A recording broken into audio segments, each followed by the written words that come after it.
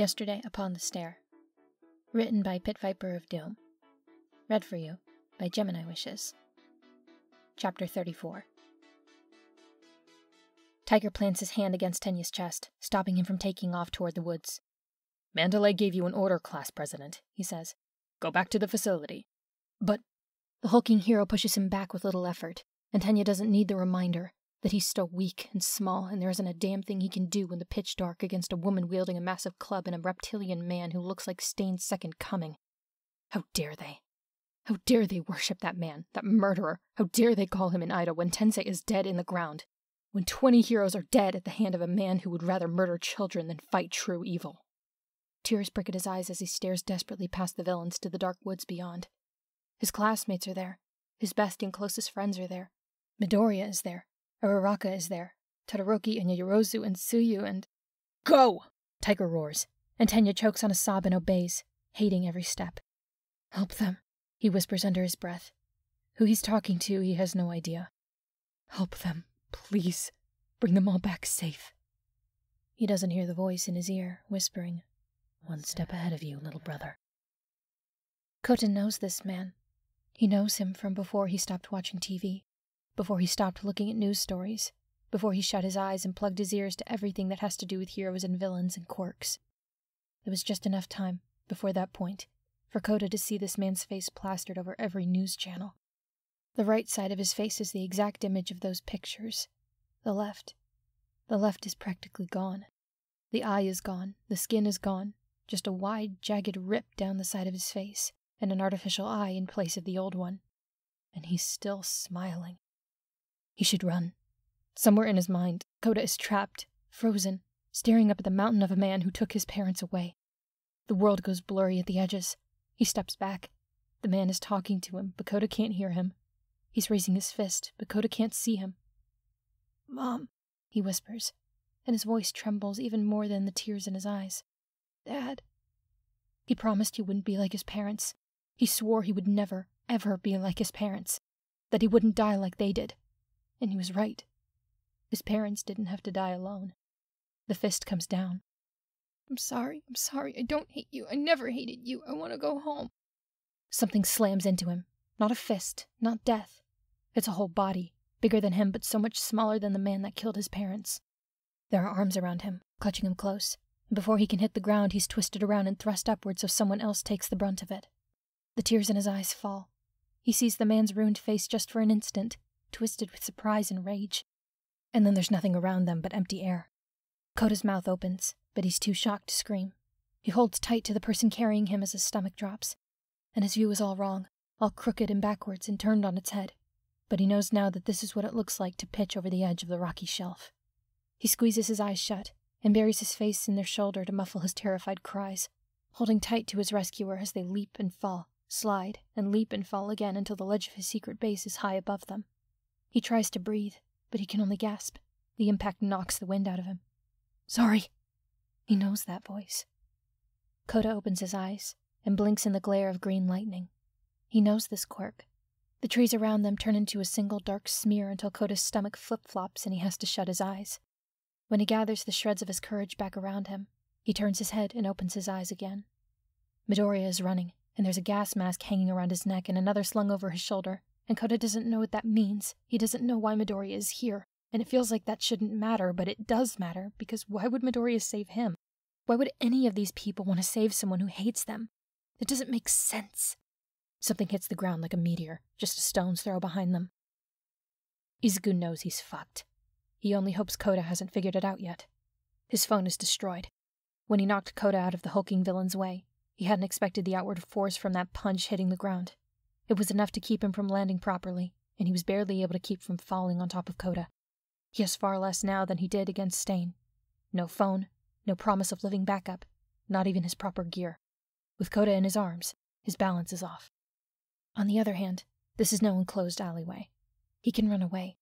He has terrain on his side, one way or another, and if he could get up to that ledge to catch Kota, then he could damn well get back down it again. And so now he's ducking and weaving through the trees while the villain behind him barrels straight through them like a juggernaut. The fire is spreading. He has no idea where the villains are, or how many of them there are. "Keep going," Mr. Izumi urges. "Come on, Not far now. Rei shrieks. Izuku braces himself. From the left! Mrs. Izumi cries out, and Izuku swerves right.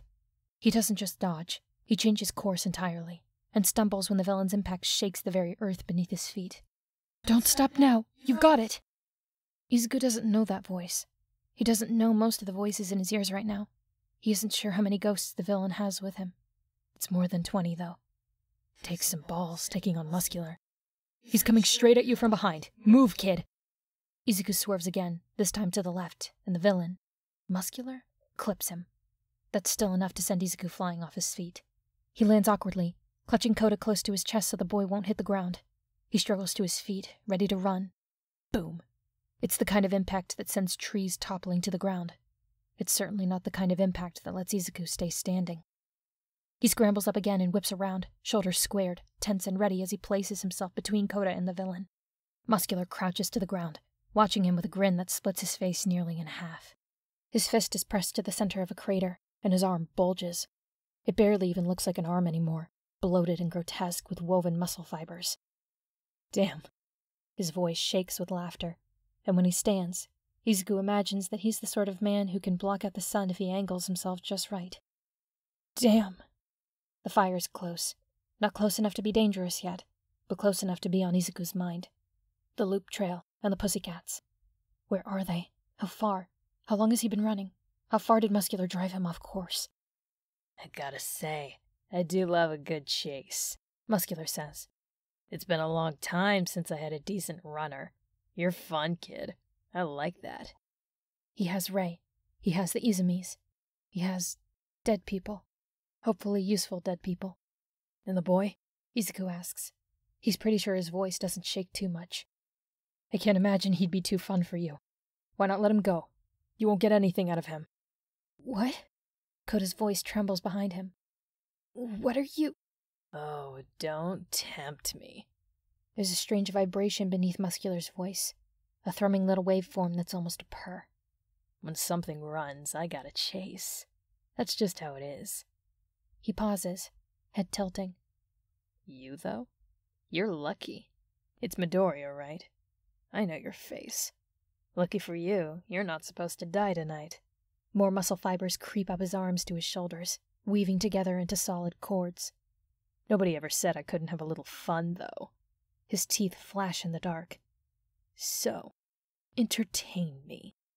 You can't fight him, Mrs. Izumi tells him. You can't take him on. Whatever you're thinking, you can't. Though, I guess if you're that set on a little kid surviving, I'm a reasonable guy. Muscular steps forward, and Izuku can feel the vibrations beneath his feet. Rei moves to his side. Her hair is stirring. Tell me where I can find that Bakugo kid, and maybe I'll let the little one run along home. They're after Bakugo. Izuku takes a step back, and hears Kota stumble along behind him. You have to run, Mr. Izumi tells him. Take Kota. Take him and run. You can make it. You're almost there. Take a look around, Water Horse, one of the others says flatly. You know how fast he is. That kid takes 2 running steps and he's dead. Then tell me something useful, Izuku murmurs. Rei is moving, around Muscular to the space behind him. What was that? Muscular asks. I don't have anything useful for you, he says, louder this time. Sorry. Huh. Izuku sees the moment Muscular makes his choice. That's a shame. Rei appears over Muscular's shoulder, clawed hand swinging around to swipe at the back of his head. Confusion flashes across the villain's scarred face. His head whips around, and Izuku launches himself forward and hurls a punch at his jaw. Muscle fibers twist up along the villain's neck. Izuku's punch lands, and he might as well have hit a brick wall with a plastic toy hammer. Izuku blinks, starts to form a plan to retreat and regroup. Before the first thread of thought can take form, Muscular punches him in the ribs. His feet leave the ground, the world turns end over end, and when it rights itself, Izuku is slammed sideways into the trunk of a tree. He slides to the ground, jaws cracked open, head spinning. He activates his quirk again and hurls himself back into the fight, this time aiming low. The same thing happens, only this time Muscular flings him around like a rag doll with his feet. Izuku feels one of his ribs give. Too slow, Muscular's voice rings out, almost sing-song with glee. It's a familiar tone.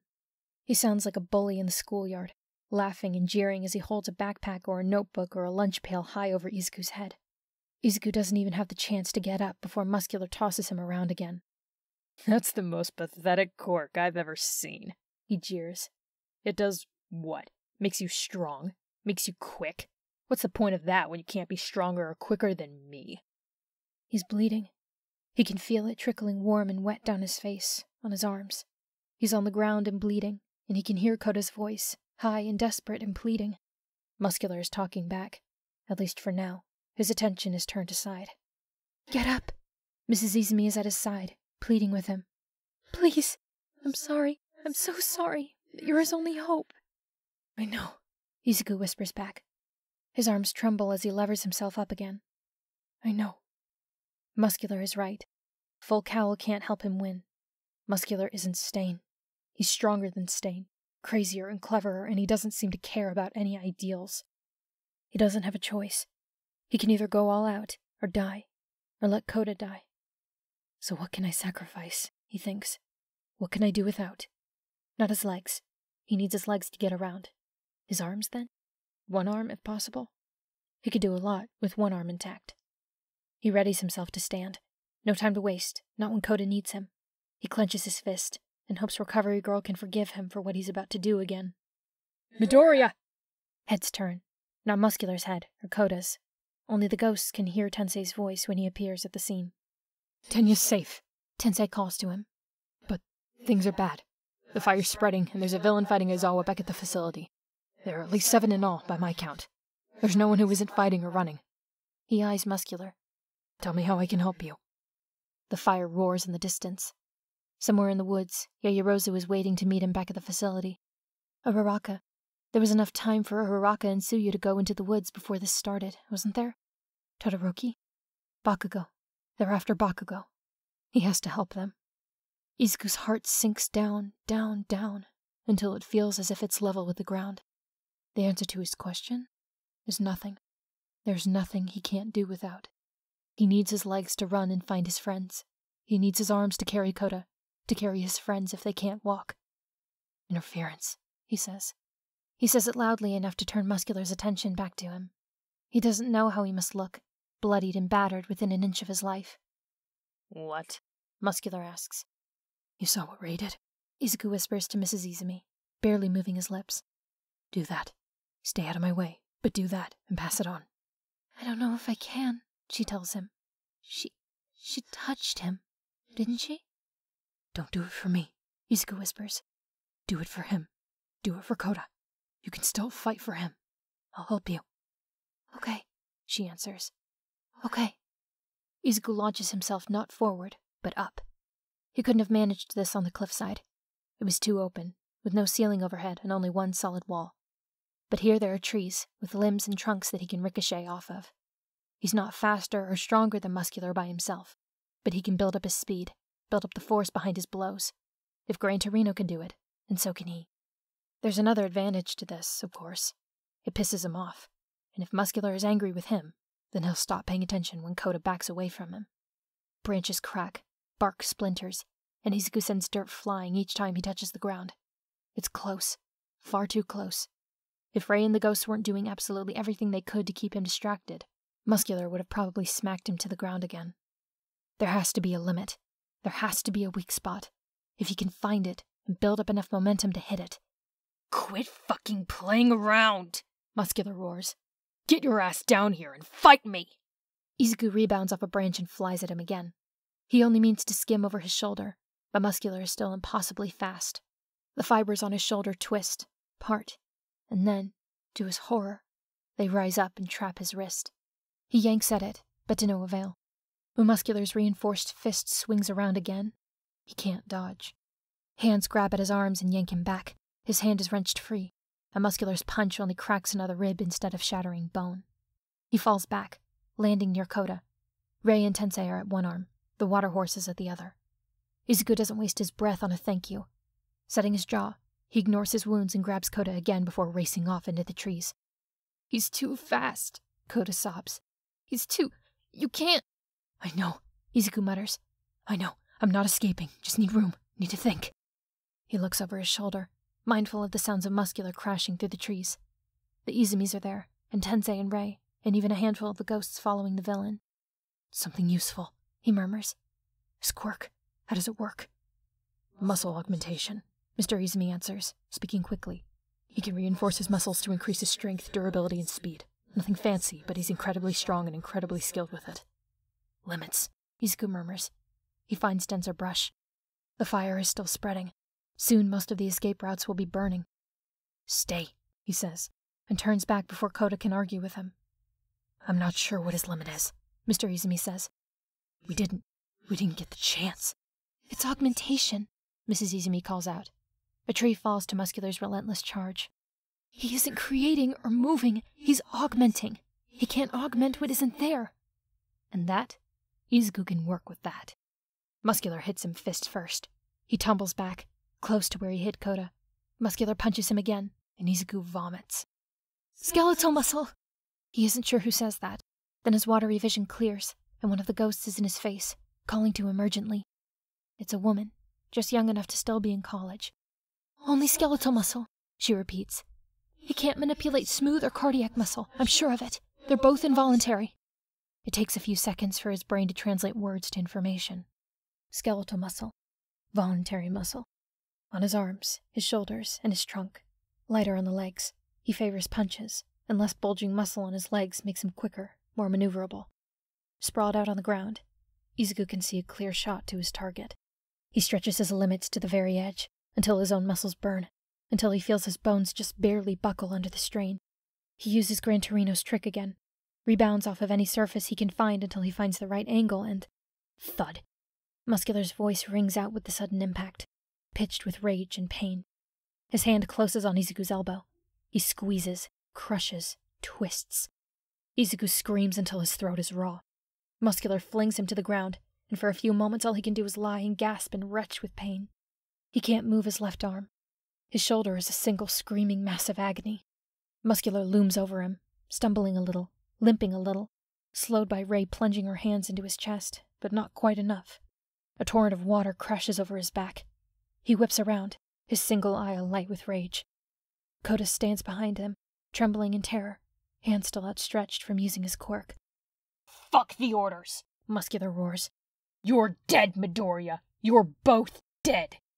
Dislocated shoulder. Tensei's voice is tight as he helps Izuku to his feet. Midoriya. Hey, so I know he's probably gonna die, and that's horrifying, One of the other ghosts mutters. but that was really fucking funny.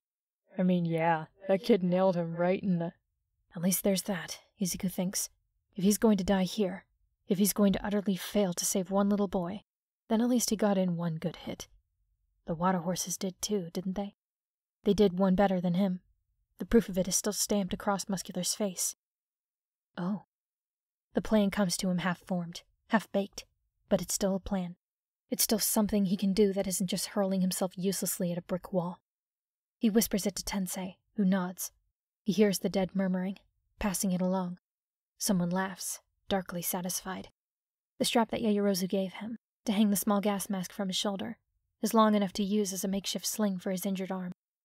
His shoulder still protests sharply at him when he takes off, but he grits his teeth and forces it to the back of his mind. This time, when Muscular grabs him out of the air by his good arm, Izuku grabs back. His fingers find purchase in the muscle fiber, and he twists.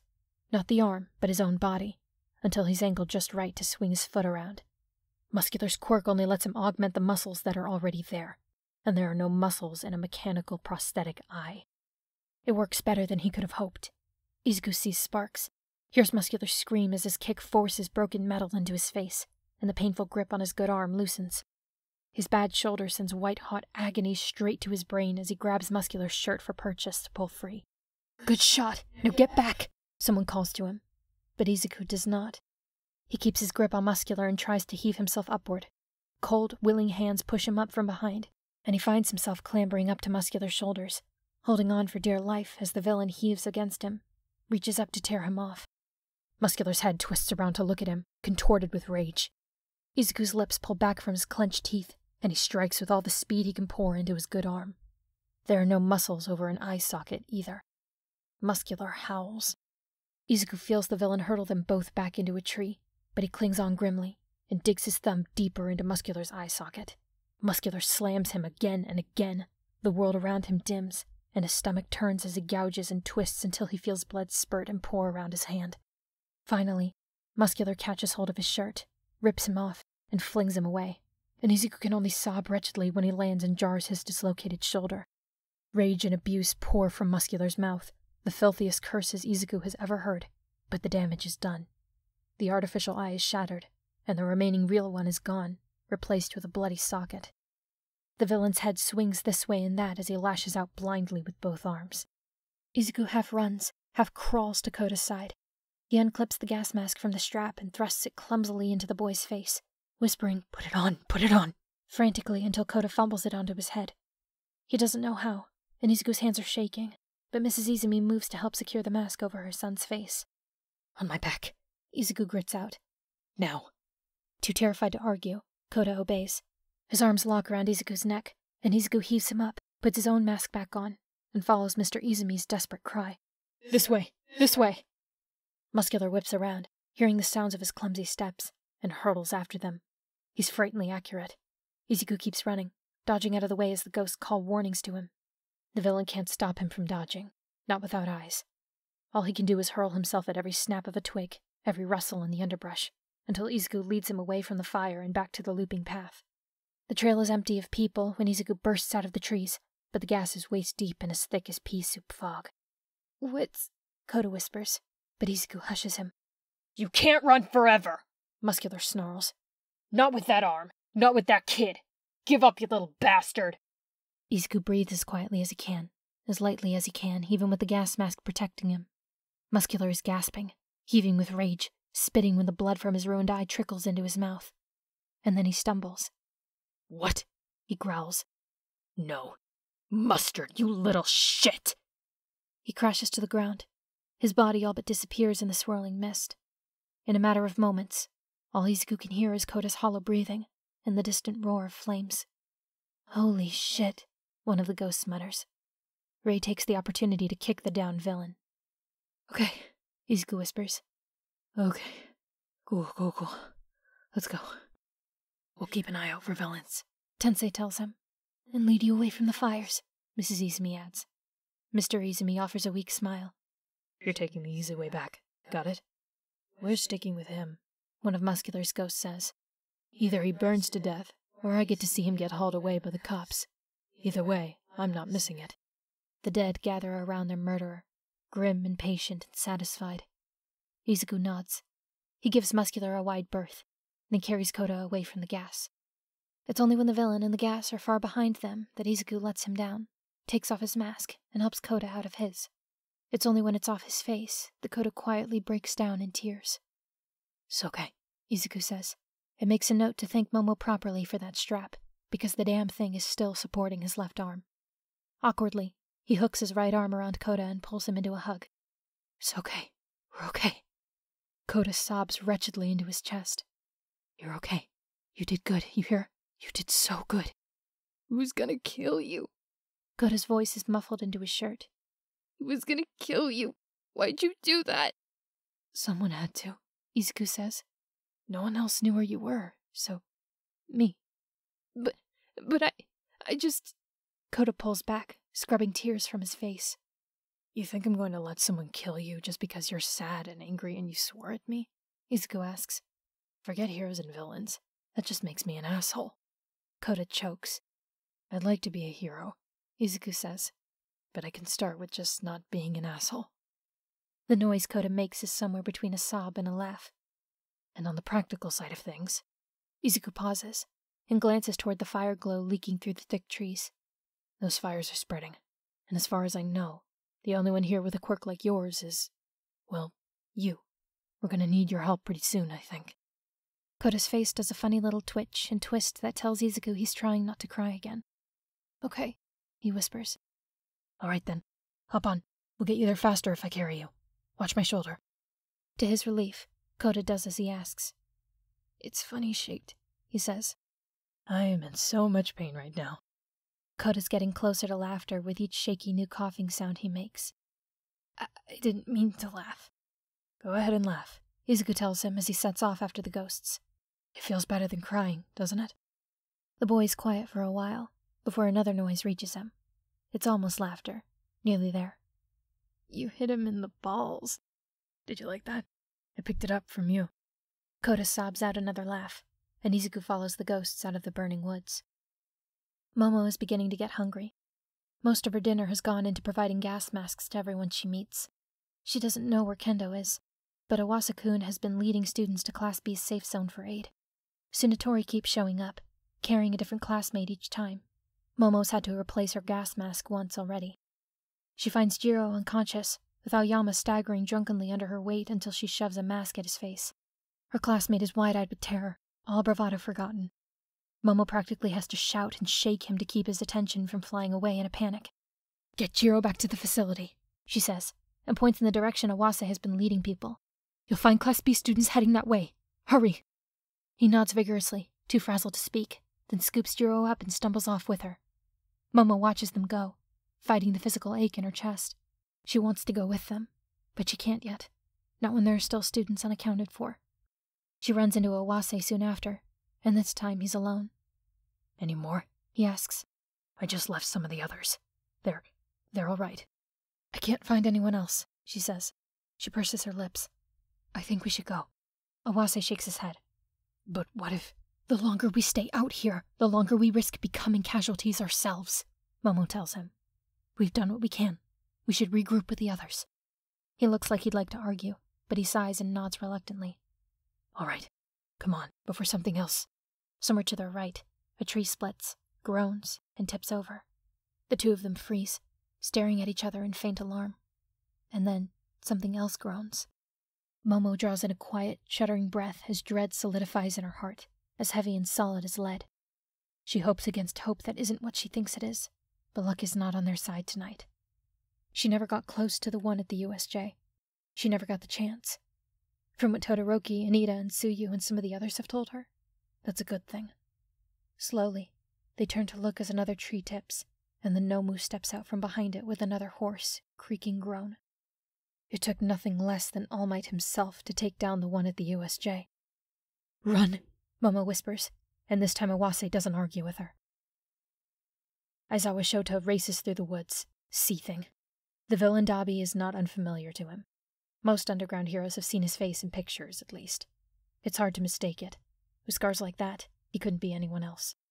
Except, of course, that the one that Shota fought just turned out to be a clone, doubtless the result of another villain's quirk. But Shota is willing to bet that the real one is here all the same. Dabi is powerful, ruthless, and a cold-blooded killer, and Shota would rather face 10 of the Nomu than see the bastard so much as touch one of his students. But he's lost precious time. He needs to regroup with the Pussycats, find out where the students are, find out how many villains they're even dealing with. Aizawa-sensei! Shota halts, and Midori Izuku comes hurtling out of the trees. At the sight of him, Shota bites back a hiss. He looks like he's been hit by a train. His face may as well have been beaten with a rock. One of his eyes is swelling shut, and his clothes are torn and bloodied. His left arm is hanging in a canvas strap, and his shoulder is noticeably crooked. Izumi Kota clings to his back, tear-stained but unhurt. Midoriya, what? His student skids to a halt in front of him, and he somehow looks even worse up close. Hi, did you win? Did I? Never mind. Midoriya crouches low and lets Kota slide to the ground. Sensei, I need a favor. Can you take him back? I have to get to Mandalay. There's something I have to tell her. Kota's got a water quirk. Make sure nothing happens to him. He turns to run off again, but Shota snaps one end of his capture weapon around the arm that isn't injured. Midoriya, stop. Your shoulder's dislocated. Could be worse. Midoriya. His student turns to him, his battered face tense with desperation. Sensei, I have to go. They're after Bakugo, maybe more of us, and I have to tell Mandalay so she can tell everyone else. Shota's jaw tightens. Take the strap off, he says. Kinda need it, or my arm flops around and it hurts like... Now, Midoriya. At his tone, Midoriya starts gingerly shrugging out of the makeshift sling. Shota takes hold of the affected arm. Relax your shoulder, he says. Midoriya nods and turns his head away. He works as quickly as he dares. He's certainly done this to himself often enough. Relocating a limb is uncomfortable, but nothing like the violent retching he always sees in fiction. Carefully he bends Midoriya's arm at the elbow, then rotates the limb outward, pushing gently, further and further until the bone snaps back into place with an audible pop. Midoriya winces, then takes his arm back with a look of relief on his face. You'll have torn tissue in that shoulder, Shota tells him. At least try to be careful with it. Yes, Sensei, he says meekly. Can I go now? And Shota hates this, because he knows now that the students themselves are the targets, not their teachers this time. And he knows that that makes the facility a target that Sekijiro can't defend single-handed. And he knows that while he's agile and skilled, Midoriya's quirk makes him faster at a flat-out run. When you get to Mandalay, he grits out, tell her this. Members of Class A and B, I hereby authorize you for combat. Midoriya's eyes widen. There's a choice now between breaking the law and letting these villains kill you, Shota tells him. It's not a choice you should have to make, so I'm making it for you. Midoriya nods. I'll see you when everyone's safe, he calls back, then turns and vanishes in a burst of green lightning. Shota picks up Mandalay's nephew. The boy is quiet now, even quieter than he's ever been before, for all that he's crying. Don't worry, he says gruffly. I'm gonna hold him to that. Izuku finds the pussycats in the middle of a battleground. He can only see 3 of them here. There's Mandalay and Tiger, protecting an injured Pixie Bob while they take on 1 villain each. Where's Ragdoll? She was at the checkpoint when this started, he remembers. She's probably helping the other kids escape. He delivers his message and leads them to it. He's not about to get in the middle of that. No way, no how. They're pros, and he has to trust that they know what they're doing. One of the villains tries to give chase as he flees, but not for long. Izuku leaves the fight behind and focuses on the ghosts that now fill the forest. Let it in, Ragdoll had said. Break up all the noisy things into smaller bite-sized things. Or, Izuku thinks, delegate. Rei, he says. Find Bakugo. She scowls at him. Just do it, Rei. You're the fastest. No offense, Tensei. None taken, Ida's brother assures him. I can help in ways she can't anyway. Someone's bound to have seen explosions. I'll ask around. I will too. Izuku turns, surprised to see Mrs. Izumi is still with him. Kota's safe, thanks to you, she tells him. My husband's with him. I'll help you in any way I can. Thank you, he says. The other dad are surprisingly chatty, once they figure out Izuku can hear them. They're chatty and full of good information. All Izuku has to do is ask, who are you here with? Who else is here? He knows about Muscular already. None of his ghosts are here. But there are ghosts, broken, bleeding people who tell him about Moonfish. Skittish teenagers, pale and haunted, who tell him about Toga Himiko. Magne and Spinner are the ones he left fighting the pussycats. Mustard is the one who made the gas. There are 2 more, Mr. Compress and Twice, that no one seems to know much about. Maybe that means they haven't killed anyone. Maybe that means they're new. Rei comes back to him shrieking, and when Izuku turns to meet her, his heart lurches. She's pulling Hino along with her, and Izuku has never seen him look so agitated. There you are. I've been looking all over these damn woods for you. Hino pulls his arm out of Rei's grip and waves for him to follow. You're looking for Bakugo, aren't you? He's still with Shoto. They're fighting, God, I don't even know, some maniac in a straitjacket with nightmare teeth. Moonfish, one of the bloody ghosts murmurs. He's crazy. They broke him out of prison to get him to join up. Lead the way, Izuku says, and for once, Hino doesn't have a snide remark to offer. He hears the explosions before he sees anything. Shortly after, he hears the familiar glacial creak and groan of Todoroki's quirk, and speeds up his pace. At first glance, it looks like their opponent is on stilts. The villain is level with the treetops, propped up on long, branching white sticks that lead from the trees and the ice-covered ground up to... See? Those are his goddamn teeth! Yikes, Tensei mutters. Ice incoming, Mrs. Izumi yells. 2 o'clock! Move, Midoriya! Instead of moving away, Izuku hurtles toward the oncoming barrage and leaps upward. He lands nearly on top of the growing wedge of ice, and he jumps again, keeping his feet moving so as to not get trapped. Moonfish's teeth grow and shift with stomach-churning speed, lashing downward at what he can only assume are his friends. Well, 1 friend and Bakugo. Todoroki's ice is jagged enough for Izuku to find perches as he rushes in, leaps, and swings his quirk-charged leg around in a wild sweeping kick. His strike takes out Moonfish's next attack as well as half of the enamel stilts holding the villain up. Moonfish howls, mouth wide open and half full of broken teeth. They'll reform, Izuku thinks as he lands and slips on an iceberg. Todoroki, hit him again! Hurry! He thrusts himself backward, just as his friend sends up a towering spike of ice. Frost spreads along the teeth that are still intact, until it reaches the broken ends of the rest. Moonfish's howl becomes a pained shriek. Slipping and tumbling, Izuku makes his way down to firm ground again and almost falls on top of Todoroki. Had to hurt, he gasps out, winded. Ice on broken teeth? That's the worst. It won't keep him back for long, Todoroki says grimly. He's got an unconscious student on his back, a boy from Class B that Izuku doesn't recognize. Sure enough, Moonfish's teeth grow again, streaking toward them like thin white spears. Todoroki dodges back and drags Izuku with him, not a moment too soon. One of the teeth branches into 2 spears, and the second tears a shallow gash into Izuku's arm. I hate this, Izuku chokes out, almost drowned out by a nearby explosion. I hate this quirk. I love quirks, but I hate this quirk. Yeah, Todoroki mutters, then raises his voice. Bakugo, watch it with those explosions or you'll set the forest on fire. Bakugo falls into step with them, snarling back at him. Just cover it with ice then, dumbass. That'll limit our visibility, Todoroki retorts. Moonfish attacks again, and Todoroki barely manages to shield them all. With his hands full, he can only use his feet to manipulate his quirk. Todoroki, give him here, Izuku says. What? I was only able to get close because he didn't know I was there, Izuku says. I won't get a chance like that again, and I'm only good in close quarters. I'll carry him. That'll free up your hands. Will that help your precision?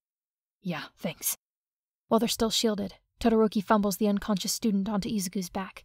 He's heavier than Koda was, and Izuku has to hold him up himself, but with full cowl up, he barely notices the weight. Teeth punch through the ice, and Bakugo meets them with an explosion. He yells as the teeth shatter, and Izuku sees why. One of them managed to score into his palm, and the blast sent enamel shards flying. Any suggestions? He asks. I'm open. I'm busy, Deku, Bakugo snaps, with somewhat less bite than usual, but Izuku wasn't talking to him. With no backup, no gear, and not enough training, there's not much you can do besides retreat, Tensei says, his voice tight. Is there any way we can lead him back to the gas? He asks. No good. Todoroki shakes his head. We can't get him down far enough for it to take effect. Izuku eyes the ghosts. Rei and Tensei, Mrs. Izumi, Hino, all the ghosts following Moonfish. It's getting crowded around here. I can't make him afraid, Rei tells him, frustrated. He's like a black hole. Nothing touches him. Excuse me, one of the ghosts calls out, waving from several rows back. Someone's coming, if that changes anything. What? Izuku says. I said we can't get him down far enough for the gas to knock him out, Todoroki repeats, while the ghost points back toward the thicker woodlands. Someone's coming, he says again. Running, actually, and he's being chased. Oh, Izuku says faintly. That's not good. Todoroki shields them from another attack while Bakugo roars with frustration, then glances at Izuku again. What's not good? Izuku dithers for a moment. I think we're about to find out. What's chasing him? Tensei calls to the speaker. The question passes from ghost to ghost in a low murmur. Something big? Is the hesitant reply. I don't think it came with us. It's big and dark and... It's a bird? Someone said it's a bird. Who said that? A big, dark bird. Tokiyami? Izuku blurts out. Fuck, where? Bakugo whips around. Do you hear something? Todoroki asks. And Izuku does. It's like wind in the distance. Pounding, howling wind. The kind that makes tree trunks bend and break. Tokiyami's quirk, he says faintly. It's weak to light, remember? He swallows hard as the howling gets louder. And that means the reverse is true, too. Todoroki! It's not Tokiyami's voice that hails them. Through the darkness, Izuku sees a taller, hulking figure running at them with 6 webbed arms swinging. And behind him... Shoji! Todoroki calls out. And... Tokiyami? Todoroki! Bakugo! Izuku has never heard Shoji shout before, but he does so now. If you can, make light! Hurry! We should probably get out of the way, Izuku remarks. Several things happen at once. Shoji catches up to them, wild-eyed and frantic. High above, Moonfish shrieks with rage, shifting his teeth toward the oncoming wall of pitch darkness.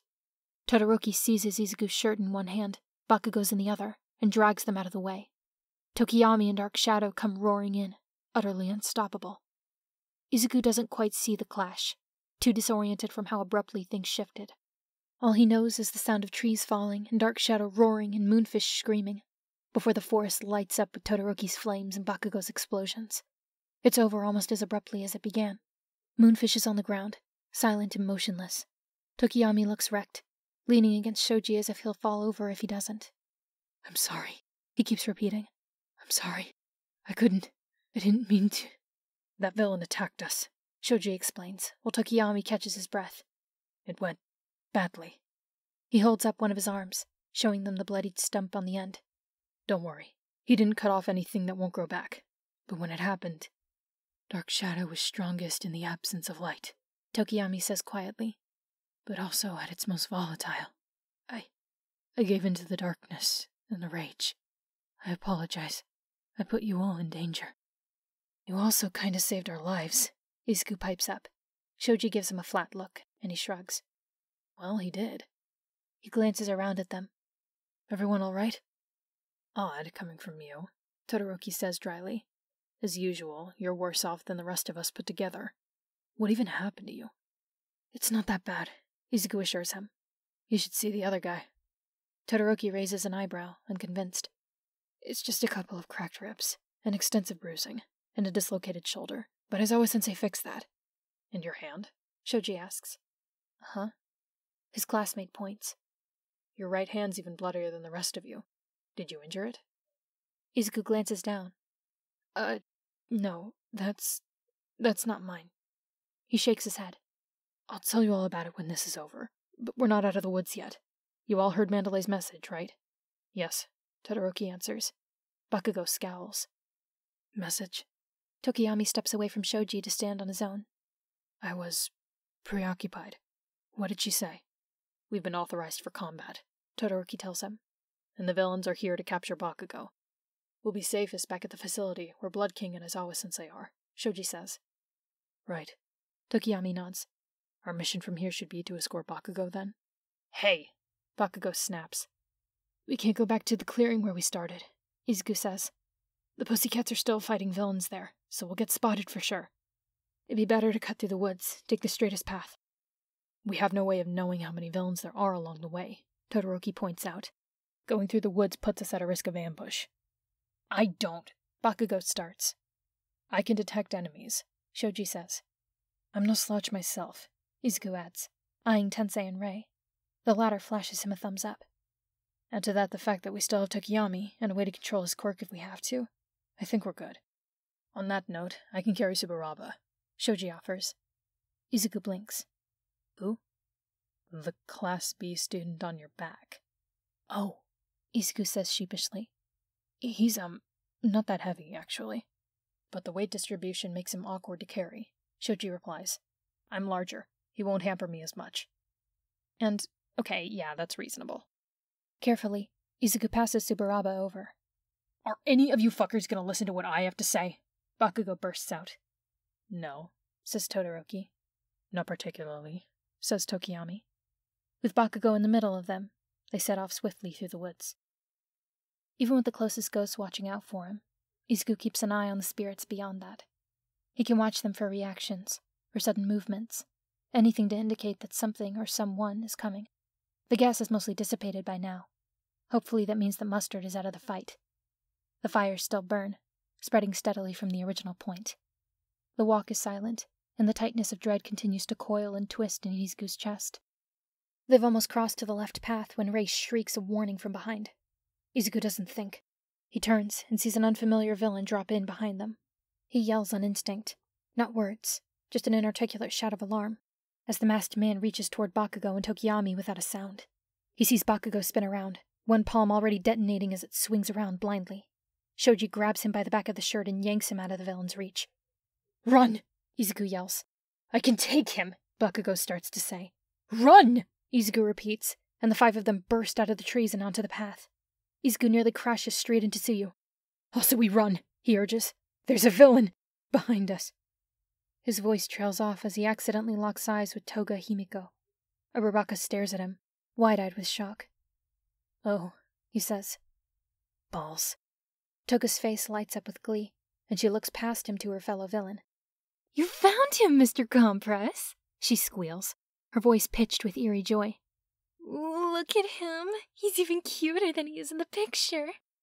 That's easily the most horrifying thing anyone has ever said about him. Voices call to him, high and desperate and nearly deafening. Izuku tries to turn around. He really tries his best, The last thing he sees is Suyu's face before the world around him goes pitch black and very, very small. The Nomu is about to kill them when, without warning, it halts. Its many arms vanish, and it turns away from Momo and Awase as if abruptly losing interest. The two of them watch, barely breathing, as the hulking thing slowly shambles away through the ruined woods. What's going on? Awase's voice trembles. Why did it? Momo struggles to stand, but in the end she has to settle for kneeling. Those things are mindless, she says. They only take orders. They don't think for themselves. If it's stopped, then that means someone told it to. It's retreating, Awase says grimly. Then the villains are too, Momo says. She's lightheaded from using too much of her quirk, but still the beginnings of one last plan are weaving together in her mind. Either they lost, or... She doesn't finish that thought. Instead, she reaches into the palm of her hand and creates one last object. Awase-kun, your quirk. It lets you wield things together, right? Yeah. Good. Momo presses the object into his hand. I need you to do something for me. One moment, Midoriya is there, and the next he's gone. Shoto blinks, and when he opens his eyes, the masked villain is springing back, clutching 2 tiny marbles in his hand. Objective complete, he says. Hurry back, Miss Toga. And then he's gone. Nice meeting you, Uraraka, Susu, the villain girl chirps. Gotta go. See you all soon. Shoto lunges after her, but Uraraka grabs him and pulls him back. Leave her, she yells. He's getting away with Deku and Bakugo. His teeth grind until he feels the tension aching in his skull. Which way? He spits out. Over the trees, Shoji answers, pointing. He's fast, and bypassing the fires as well. We'll never catch him. Yes, we will, Shoto snaps, and takes a step to pursue. On foot, Shoji amends. We'll never catch him on foot. We won't catch him by standing around here either, so hurry. Wait. Just, what would Deku do? He'd come up with a plan, right?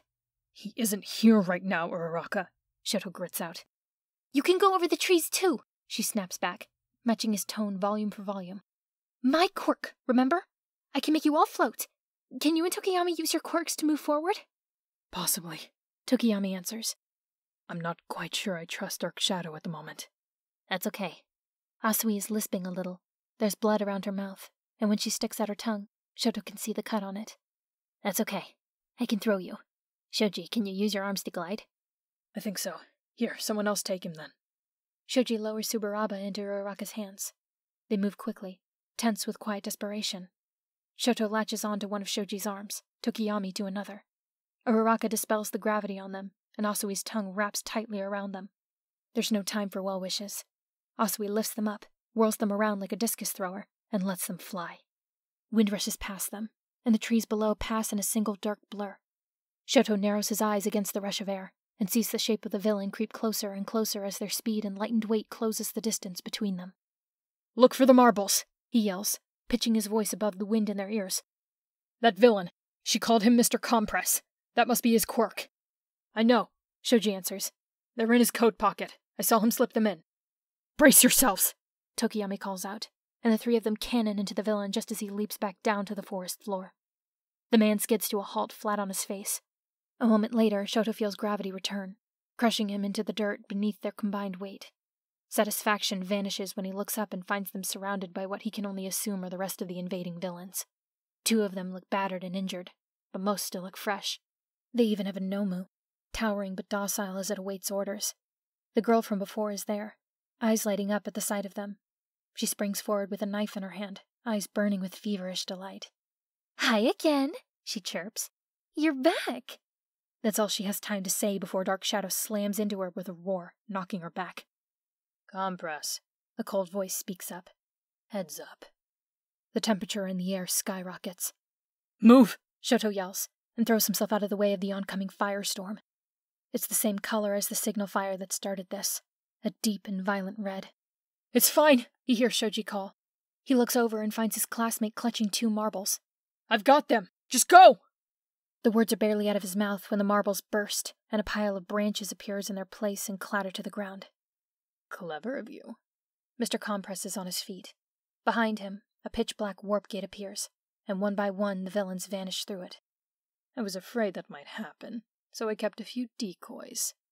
He smiles, jaw opening, and shows off the marbles balanced on his tongue. Farewell. Don't worry. They'll be well taken care of. He steps back, and Shoto braces himself to hurl himself at him for one last desperate attempt. He can't see, of course. None of them can. The only one of them who would is trapped in one of those marbles. He can't see the little girl who followed them, the angry little girl with a pale face and dark, dark eyes, who moves faster than he could ever hope to. He doesn't see her swinging her hand with all the helpless anger of a murdered child, striking the man across the face for stealing her little brother. The marbles fly from the villain's mouth. Shoto lunges toward one, Tokiyami toward the other. He feels cold, from his prickling skin to the marrow of his bones, as if someone in the distant future dances on his grave. He sees Mr. Compress falter and choke, as if suffocated on perfectly good air. His quirk wavers, and the marbles burst. Bakugo appears with a gasp, only a few feet from Dark Shadow's reaching claws. Midoriya comes out screaming. The sound drills into his head, but Shoto reaches toward him. He's close. He's nearly there. The heat hits him again, and the villain's flames nearly obliterate Dark Shadow before it can reach Bakugo. Bakugo vanishes again, into another of Mr. Compress's marbles, and the villain flees through the portal before anyone can stop him. Shoto's fingertips nearly brush Midoriya's hand when the last villain catches his friend's shoulder and drags him back into the still open gate. Cold blue eyes meet his, and the villain's disfigured face crawls into a smile. "Too slow," he says. "Such a shame, Todoroki Shoto." One last burst of speed, and Shoto's hand closes around Midoriya's just as the scarred villain vanishes. More hands appear out of the portal, grabbing Midoriya's shoulders, his arms, even a handful of his hair, and yank him into the black. Midoriya vanishes, and the gate swallows Shoto's arm up to the elbow. He clings on grimly, with no leverage, no weight, nothing to keep them from dragging him through, but so be it. Whatever's on the other side, he isn't letting go. Another hand closes around his arm, hard and cruel and mercilessly tight. It squeezes, pulls, twists. Pain shoots through his wrist. His hand goes numb, and he's thrust back out of the shrinking gate with enough force to throw him to the ground. The portal closes, and all is silent.